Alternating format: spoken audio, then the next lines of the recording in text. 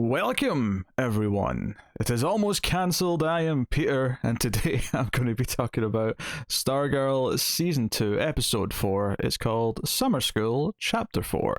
So, full spoilers for the episode, as always. I can tell you at the time of recording, it is 6 a.m. UK time. Why am I recording at such a weird time, and why am I doing this episode, almost a week late? A variety of reasons, but the main one at this particular moment in time is some remodeling that's going on throughout most of the main hours of the day. So I'm sneaking this in before all the noise and stuff starts. So apologies for the lateness of this one. I will do my best to get the next one out a bit quicker, but it'll probably be Thursday at the earliest, just based on when the work's happening. But anyway, you don't want to hear about that. You want to hear about episode 4 of Stargirl, which I thought was another strong episode. It wasn't like as big and bombastic, of course. There wasn't big fight scenes. There wasn't, the big showdown stuff. But I did think that there's a lot of little quiet things this episode did to build that I think is quite good. Stargirl at its best, and when it tends to impress us, when it tends to impress me, I should say, tends to be in the way it handles little details of things that I don't expect from a network TV show or specifically a CW show. And there's a few things in this episode that kind of stuck out to me in that way. And this episode also is fun because it brings back Alexis Parents, Sportsmaster and Tigress, and they're a lot of fun last season.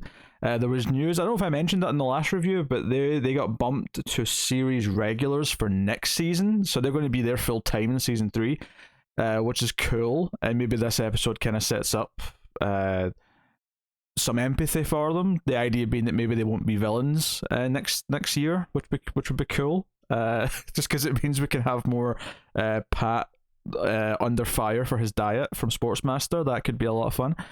So that's pretty cool. But yeah, this gives Artemis a bit more of a spotlight, which is kind of neat.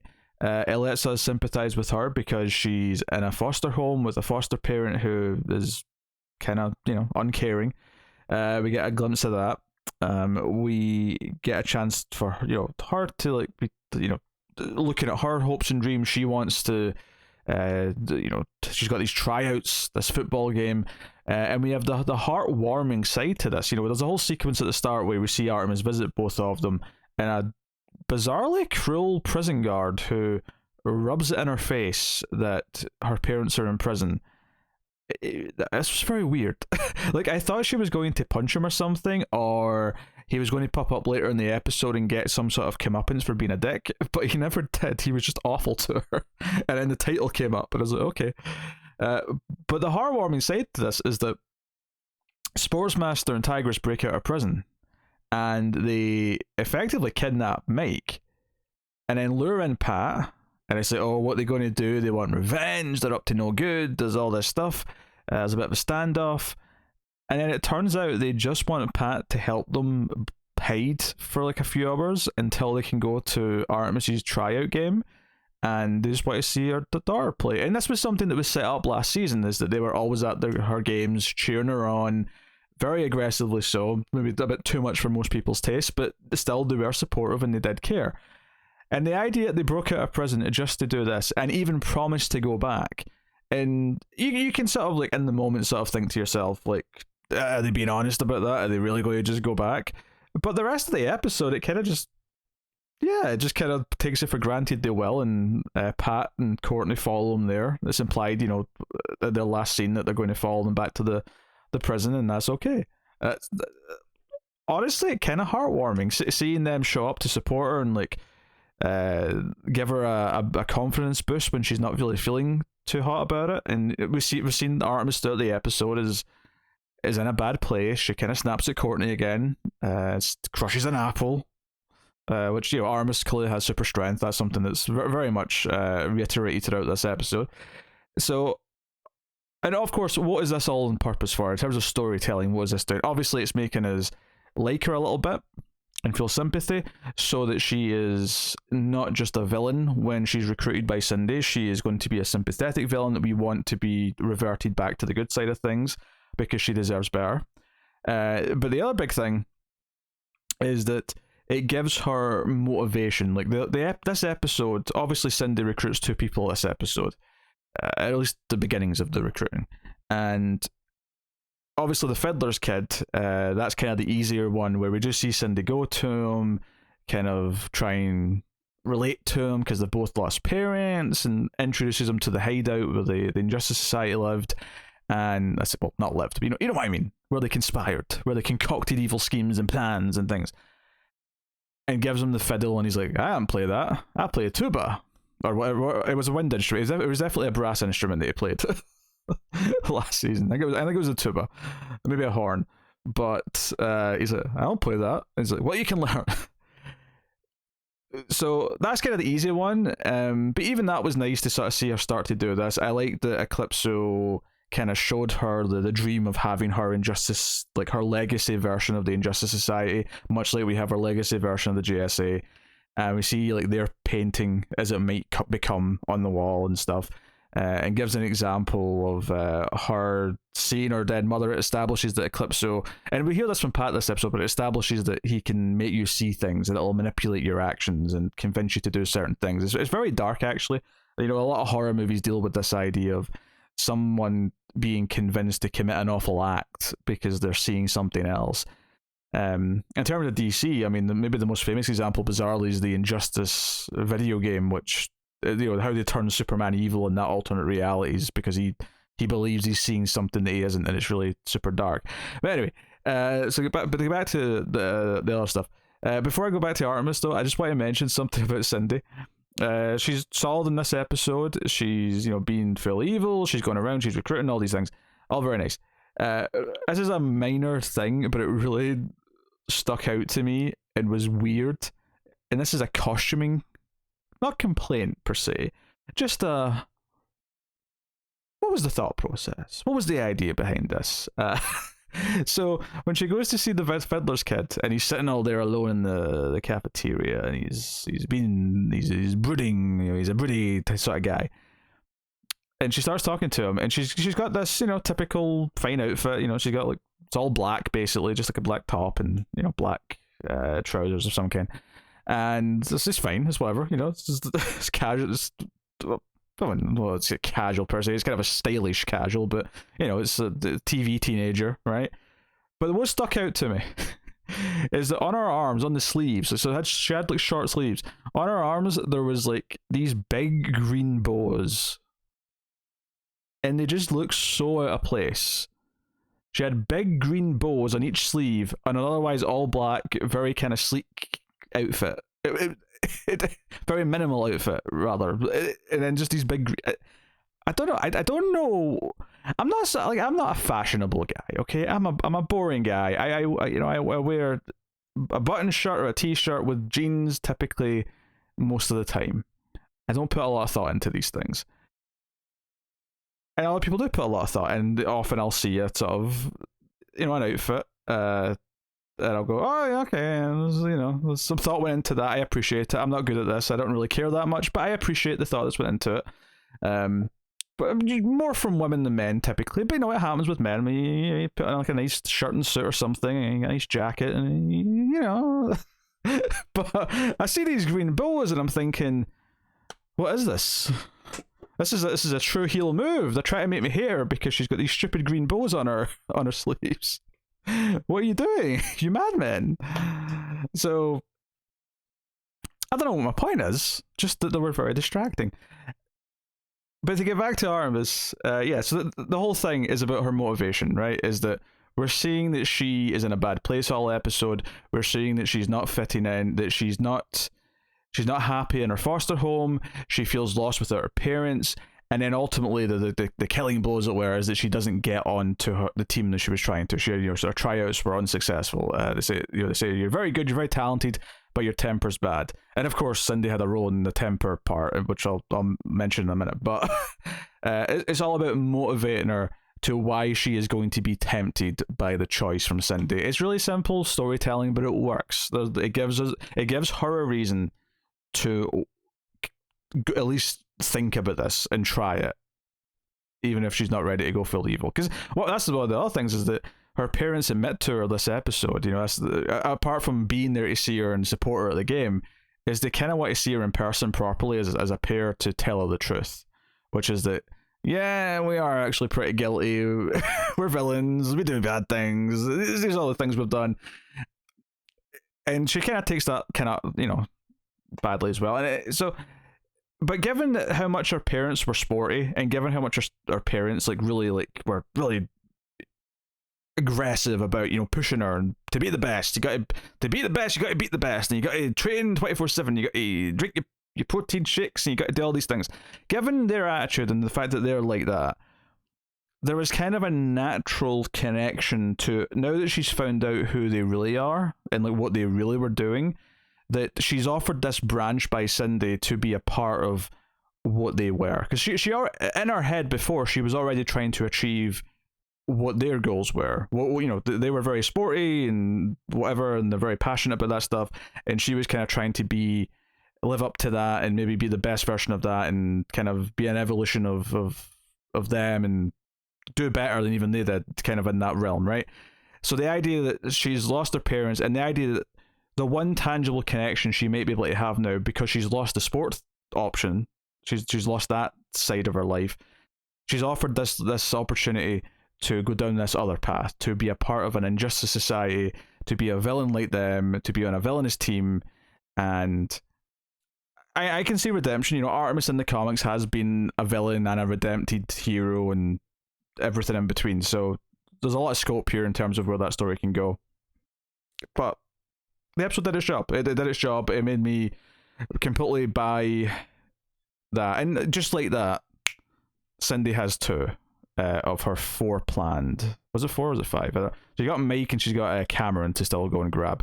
Mike will be an interesting one. I'm very, very curious. But of course, everything we talked about in the last episode, Mike feeling left out, and obviously they try to patch up a little bit with him, but the seeds are there. Like, they can keep digging at that to give us a reason why Mike could be manipulated, especially once we have the Eclipse Diamond also, properly manipulating the people. Because obviously, the one thing I've skipped over with the Artemis stuff is that she attacks Courtney at her tryout because she thinks she's seeing a SWAT team coming after her parents. So she runs after and tackles, and it makes it look crazy because she was convinced she was attacking a group of people coming to steal her parents away again. And it's a funny moment actually at the end when Sportsmaster just says something to the effect of, "Oh wow, that really got away from her there." Or something. I don't know, it really made me chuckle. I think the one thing I'll say about this show, on top of just all these little things that make the story actually enjoyable to stick with and watch, is it is very likable. It's very enjoyable. There's a lot of nice characters that I enjoy with their lines and reactions to things. And that continues with Sport. And I know I love not to put Tigress down, but Sportsmaster had a lot of really good stuff last season. So I'm delighted that those two are going to be a continuing thing, even if they're not around for most of the season. Still, I imagine they'll be back at least once later this season, when maybe they need to try and turn Artemis back, break the hold of Eclipso and Artemis. Maybe they're going to go and get her parents to try and help, and they're going to ultimately do something heroic by trying to bring their daughter back. And the theme, of course, of these villains maybe actually wanting to fight Eclipso and seeing Eclipso as this evil thing that has to be stopped is something that's brought up in this episode. I'll get to that in a minute. But yeah, so really smart stuff. I think the other things that I really like about this is that I never feel like this show is repeating itself. I feel like it's always going forward. I'm always seeing new things and new ideas. Sticking with the kids. So we mentioned Fiddler, we mentioned Cindy.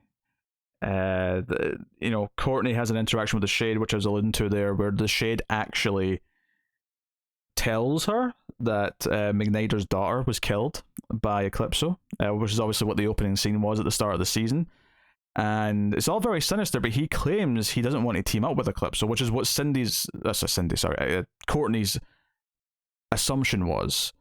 In fact, one of my favorite little beats in this episode is an earlier scene at the house, which, by the way, I love that the kitchen still got big burn marks and there's a big hole in the counter. I just love that that's there, and it was played for laughs with Tigress at one point later in the later in the episode. And those scenes were really fun, by the way. Like the bonding between, you know, the mums over having teenage daughters and Pat and Sportsmaster. Like, you know what? You know, we were becoming friends. What happened to that? Well, you did try to kill me. I mean, that usually gets in the way of relationships. That was good stuff. But no, one of my favorite moments is earlier on when they're in the kitchen and Barb indicates, there's a sort of tease here, that Pat's told her a lot about Eclipso. That was the scene we got last episode, was where he started to tell her about it, about the diamond and Eclipso. And she's kind of shaking. She's had no sleep, and she's like, you know, I'm really scared about this. Like, do we tell them? And Courtney kind of comes in and catches the word Eclipso and says, wait, how do you know about Eclipso? And reveals that Beth informed, because Beth got the word from the goggles. And they're like, no, you first. And so he explains that, and Pat is being cagey. Pat, you know, does not reveal as much as he clearly knows. And I think what I really liked about this scene is there's a moment where Courtney recognizes that Barb is scared. There's a moment where she recognizes that she's worried that Courtney's going to keep investigating this. And she sort of leans in and says, Mom, it'll be okay. Like, I've learned some lessons. I'm not going to rush in. We're going to do the homework. We're going to take this slowly, and we're going to handle this. And she's still terrified. And I think what I really liked about this small moment, obviously the performance from Amy Smart's solid, but I think I like that this is a case of, I've seen so many shows, especially shows on CW, where characters will be oblivious to how another character feels or acts until they explicitly say it.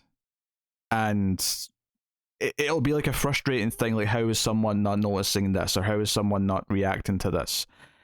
And I think her just picking up, because it was a big shock for Barb, like, learning everything about the JSA and what Stargirl is and what she does. And she was so worried about them confronting the Shade last episode, and then they all get their asses kicked, which is something Courtney, of course, brings up again. This self-awareness from Courtney not only is just refreshing from of course she should notice that her mother is, like, got this look of fear in her eyes, but also the fact that Courtney's whole arc for this season seems to be her becoming self-aware about her priorities, about how she sort of jumps into things head first. That's been kind of like the whole thing. You know, she's at summer school because she was ignoring school and just being Stargirl. She just wanted to be a hero, all these things.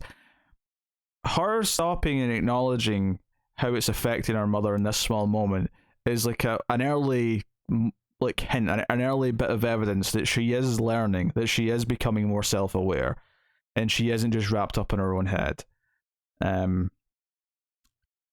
So I thought that's really smart. And so when the Shade reveals some more grisly elements, right, and says, hey, no, like, Eclipso killed Midnight, Dr. Midnight's daughter, and this is a big moment for her, and it's another fun scene where Shade's kind of like going between the bookcases, and he's like, disappearing in the shadows like he does, and all that.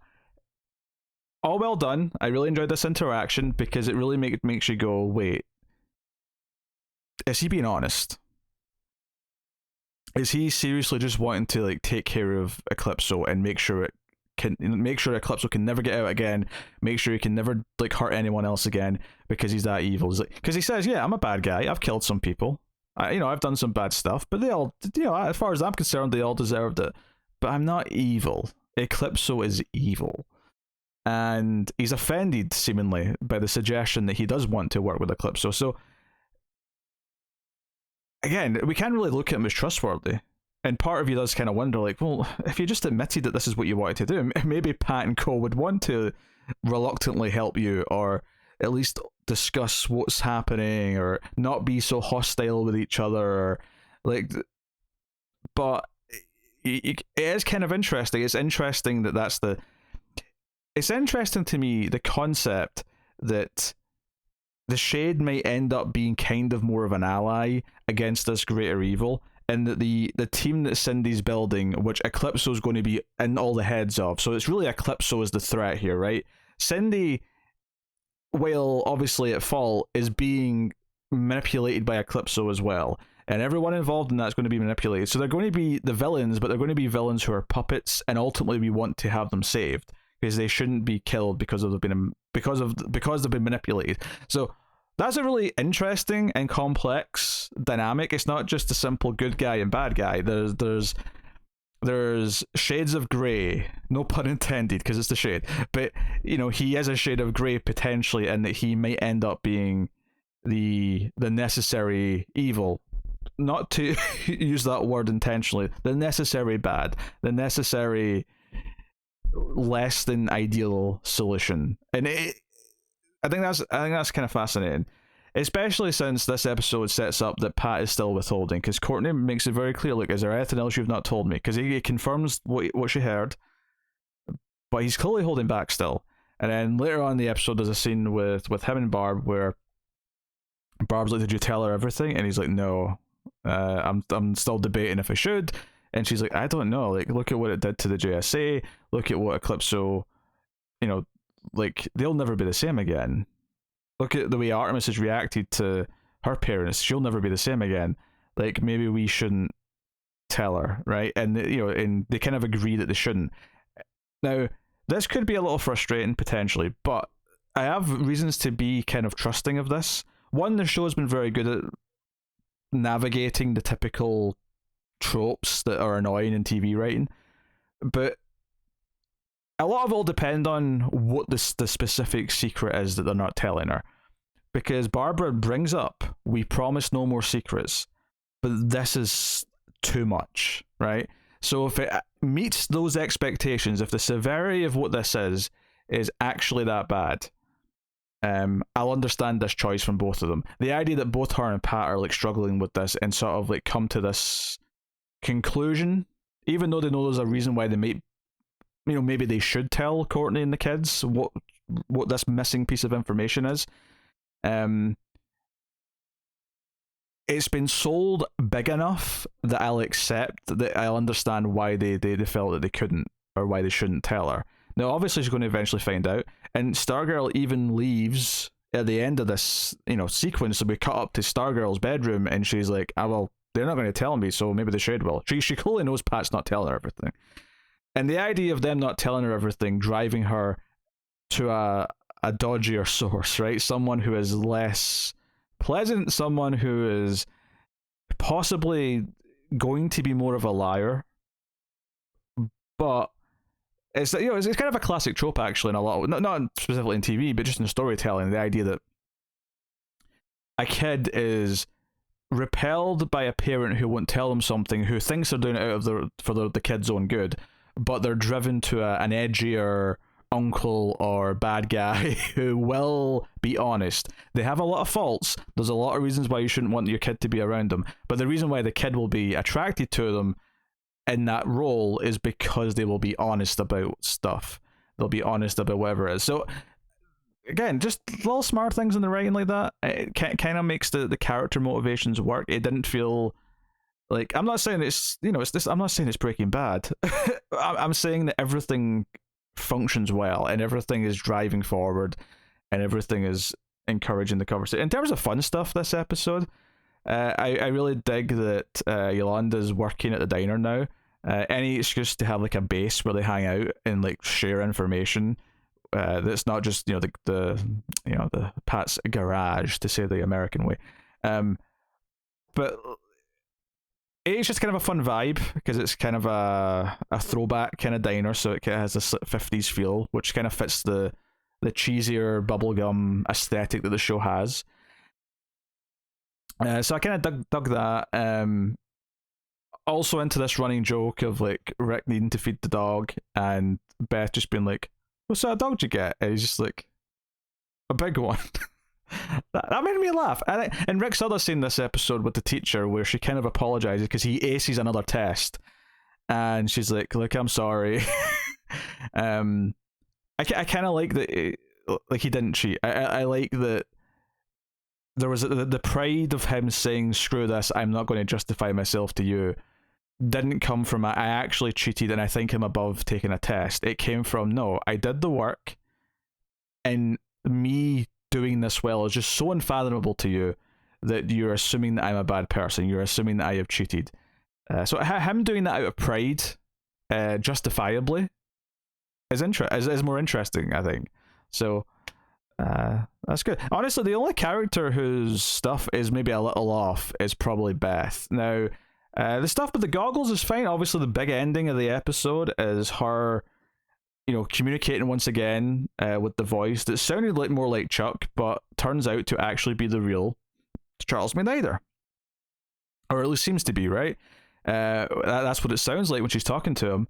And then we actually cut to a shot of him in the shadows, in the shades world, or maybe not the shades, that character specifically world, but more Eclipso's. Because this clearly seems to imply that Eclipso, trapped Dr. Midnight in this. And it does raise the possibility that there could be others, because we get this shot of like the silhouette of Dr. Midnight still trying to communicate. He's got the earpiece or whatever. He's still trying to talk to Beth, but he's lost touch. He's lost contact, and she's still sort of trying to speak to him, and they're not hearing each other. Obviously, they're coming in and out of like range or frequency or whatever it may be. This was a fun ending, and it opens a lot of potential doors. It opens a lot of doors because a lot of the GSA members that we think might be dead might not be dead. They might be in here instead. And one of the things that's so fun about GSA Comics is that we do have a functioning legacy where the old team is still around doing stuff, but you have all the young characters doing, what they do. And the way that Pat and Barb are talking about whatever Eclipso did in the past, sounds like there was a lot of serious consequences, and obviously they're scared it's going to happen. This feeds back into Barb's fear for Courtney, but they're terrified of these kids having to even deal with this or face this, and they're scared about how to handle any of this. The idea that the young generation, the kids, are ultimately going to save at least one, if not some, or potentially many of the JSA and actually bring them back into the world is a very feel-good story for a start. It'd be a really great big ending to whatever this continuing arc is going to be, and it would also just fit really nicely into the idea of legacy in the JSA, and give us. And I don't think they'd be regular cast members. I'm not saying that we bring JSA members back from the previous generation and have them all be running around constantly as main characters.